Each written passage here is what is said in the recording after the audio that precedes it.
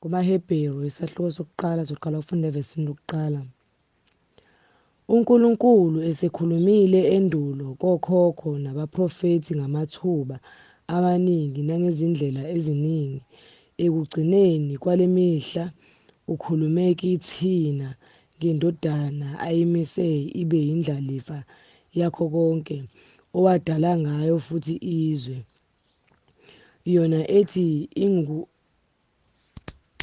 ingikubengezela kwenkazimulo yakhe, ifuze yena uqobo, iphasa konke ngezwi lamandla ayo, isiyenzile ukuhlanzwa kwezono, yahlala ngakwesokunene somkhulu kweliphezulu, seyabankulu kunezingelosi, njengalokhu igama eliyifa layo likhulu kunelazo.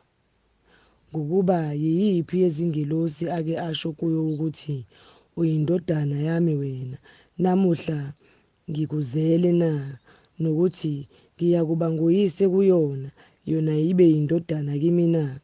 Futhi mhla engenisa oyizibulo emhlabeni uthi, "Nezingelosi zonke zikaNkulunkulu mazikhuleke kuye."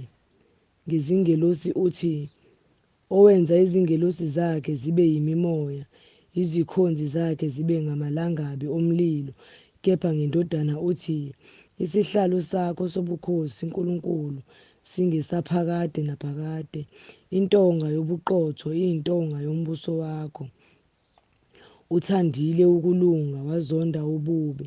Ngalokho-ke uNkulunkulu, uNkulunkulu wakho, ukugcobile ngamafutha enjabulo ngaphezu kwabafowenu, nokuthi wena Nkosi, ekuqaleni wabeka isisekelo somhlaba, amazulu angumsebenzi wezandla zakho, wona ayakubhubha, kepha wena umi njalo. Wona wonke ayakuguga njengengubo, njengesambatho uyawagoqonga njengengubo, ayakuguquka, kepha wena unguye njalo. Iminyaka yakho ayiyikuphela. Kepha yiyiphi yezingelosi ake asho kuyo ukuthi, "Hlala ngakwesokunene sami ngize ngenze izitha zakho zibe yisinabelo sezinyawo zakho na?" Azisibo yini zonke omoya bokukhonza abathunyelwe ukukhonza ngenxa yabayakudla ifa lokusindiswa na?